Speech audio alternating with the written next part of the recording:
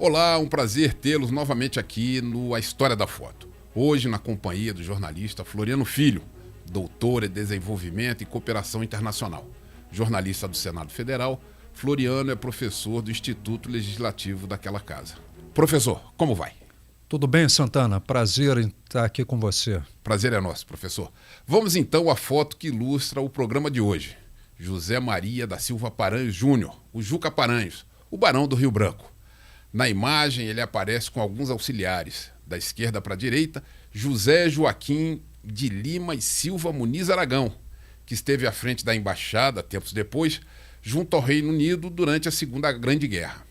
Antônio Batista Pereira fica então à esquerda do Barão do Rio Branco. É gaúcho, deixou a diplomacia depois de contrair núpcias, depois de casar com a filha de Rui Barbosa.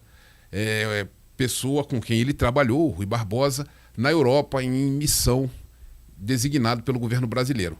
E na ponta de óculos, então, nós temos Arthur Guimarães de Araújo Jorge, auxiliar direto de Rio Branco, alagoano de Mata Grande. Arthur foi embaixador em Portugal. Professor, quais foram as condicionantes para o sucesso do Barão de Rio Branco à frente da diplomacia brasileira? Bom, Santana, mais uma vez, muito obrigado aqui pelo convite. Sempre uma satisfação revê-lo e participar desse programa importante aqui para a TV brasileira, né? Porque a história, ela sempre tem que estar presente entre nós, porque assim a gente não repete os mesmos erros do passado, né? E tenta acertar no futuro.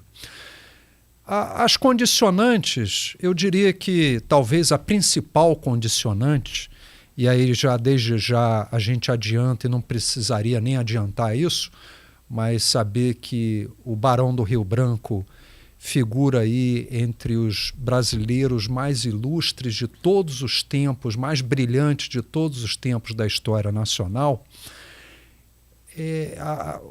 Talvez a variante mais importante tenha sido a dele ter subido no ombro de gigantes.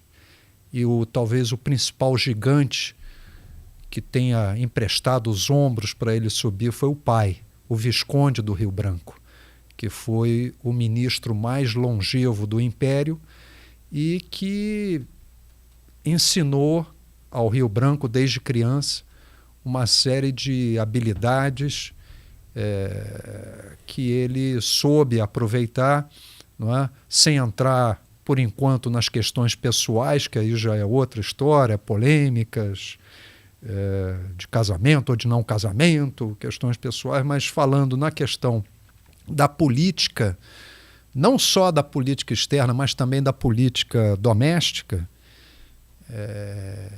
considerando que ele foi político, ambos, né? O Visconde e o Barão, pai e filho, jornalistas, né, e diplomatas, ele conseguiu amalgamar e potencializar o que o pai tinha construído ao longo do Império. Ele conseguiu fazer essa ponte do Império para a República, né? Foi um personagem importante tanto no Império quanto na República. Eu me lembro que era uma observação que se aprendia bastante cedo. Não se consegue passar de um sistema de governo para o outro sem ter elementos do sistema anterior. Então a República não viveria, a República não conseguiria prosperar se não se utilizasse também de figuras do Império, de figuras de um sistema de governo que se encerrava. Professor, qual a relação entre a política e a formação de Rio Branco? O Rio Branco foi deputado por Mato Grosso, né? O pai havia sido primeiro-ministro, o Visconde. Então, portanto, você tem aí uma relação óbvia, mas que não fica só no campo da política partidária institucionalizada em um congresso, em uma assembleia. Ela vai além, que é justamente entender a importância da comunicação e da relação com o jornalismo para usar como caixa de ressonância não só das suas ideias, mas também dos seus projetos. E o Barão soube utilizar muito bem essas ferramentas para continuar exercendo essa relação e fazendo essa ponte entre a política exterior e a política doméstica, que é um mito que se criou de que ele, quando ingressou na carreira diplomática, ele passou a lidar somente com a política externa. Isso fica claro também no livro, nessa biografia que foi escrita mais recentemente, do Luiz Cláudio, né? Villafañe. Que diplomata também, né? Diplomata, embaixador, foi ou é embaixador na Nicarágua, não é? E que que escreveu essa biografia já depois praticamente 50 anos da biografia anterior, né? Se eu não me engano, do Luiz Viana, né? Então você tem esse interregno, por incrível que pareça, né? E aliás, numa entrevista, tem vários materiais no YouTube sobre o Barão, né? Inclusive um trabalho muito interessante do Fernando Henrique Cardoso, tratando especificamente da vida do Barão, muito bem feito. Material da TV Cultura também, muito bem feito.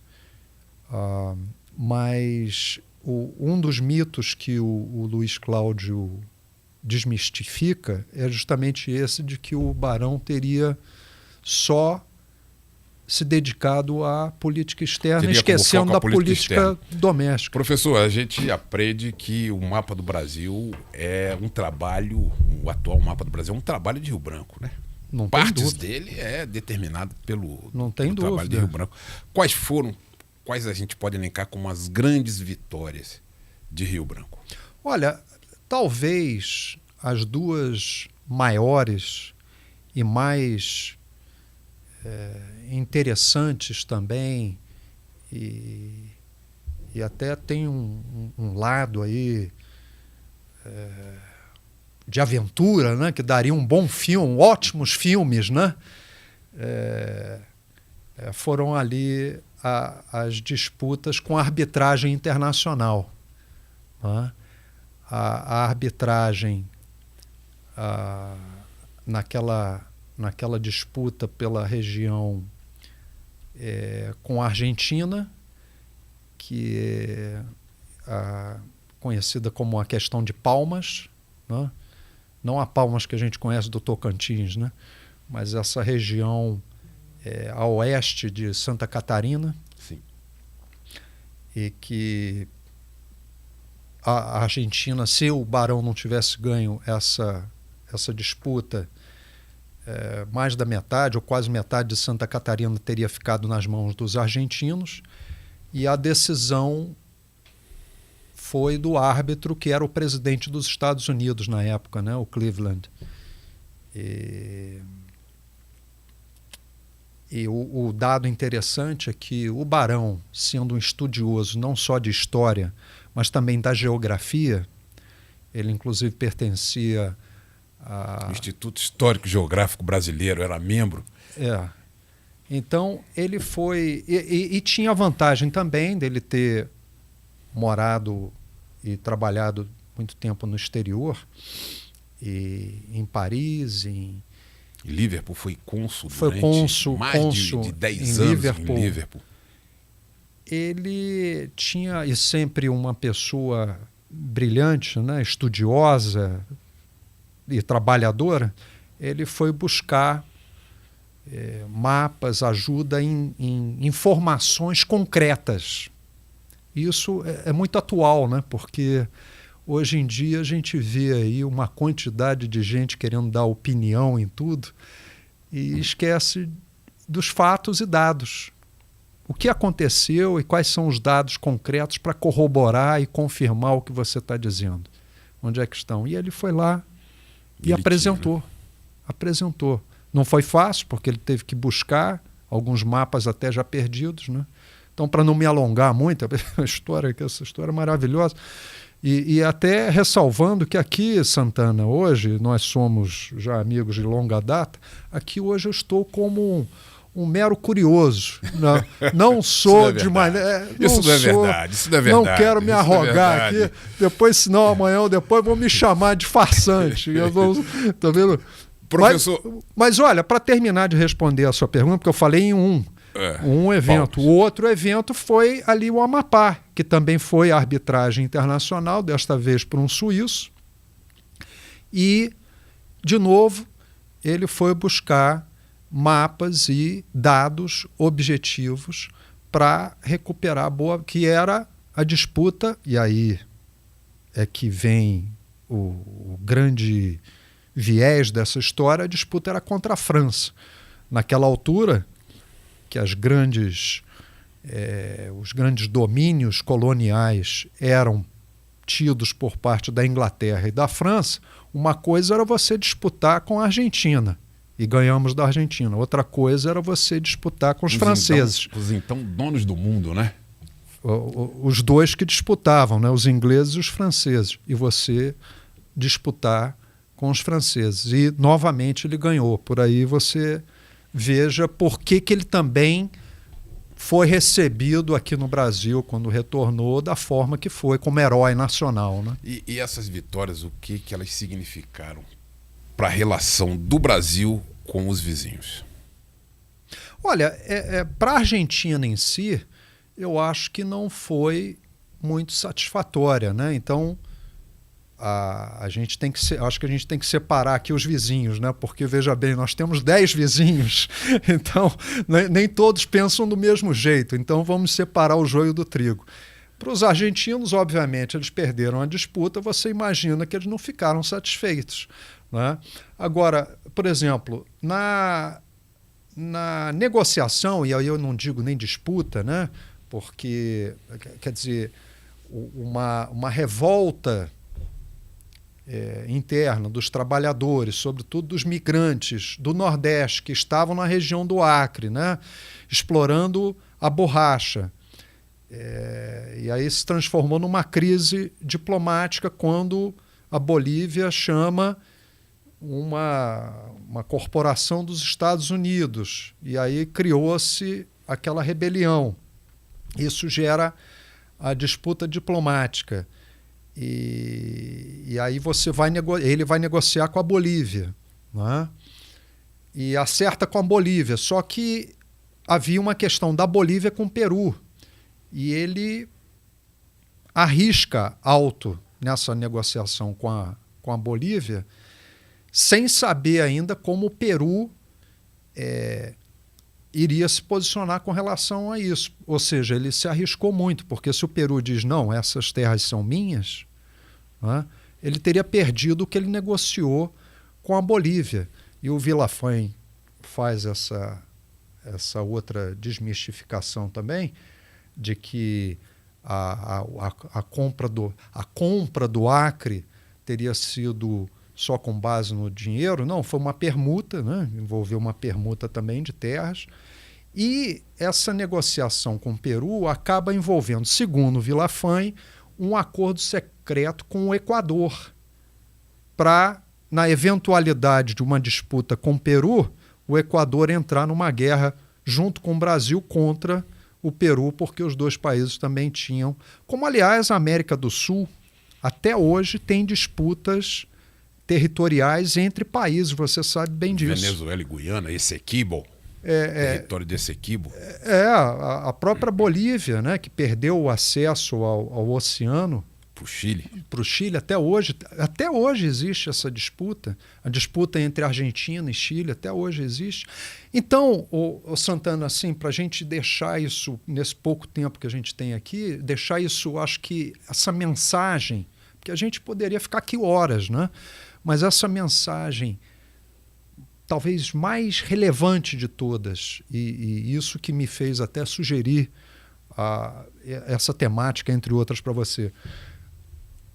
Nós temos um país de dimensão continental sem disputas territoriais, que não é o caso em vários países do mundo, não é nem da América do Sul, onde a gente acabou de dizer, existem.